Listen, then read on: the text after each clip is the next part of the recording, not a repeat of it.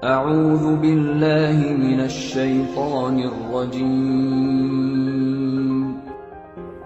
Bismillahirrahmanirrahim. Tarekat Wo, Tambo Alam, pengajian tubuh, penjelasan bangunlah jiwanya dan bangunlah badannya untuk Indonesia Raya. Setelah kita berusaha, hasil usaha kita itulah nan kita makan.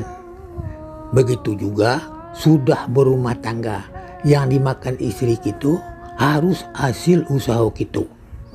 Pokoknya hasil usaha kita itulah nan kita makan berkeluarga. Jangan hasil curian, rampasan dan tipuan dan lain-lain. Itu adalah merusak jiwa raga keluarga kita. Jangan lupa diri sansaro jiwa dan raga. Lihat arti surah 50 ayat 6 balik. Kami telah menjadikan manusia dan kami mengetahui apa-apa yang dibisikkan oleh hatinya, dan kami lebih dekat kepadanya daripada urat lehernya.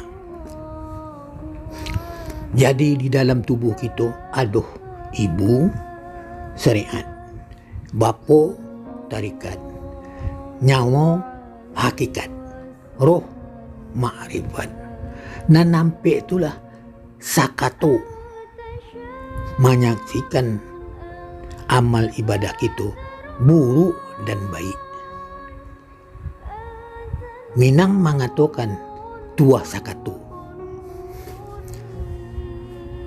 Kalau tidak sakato itu bantu saya bentuk manusia ni.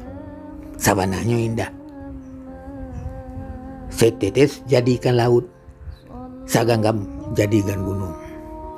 Sekian, wassalamualaikum warahmatullahi wabarakatuh.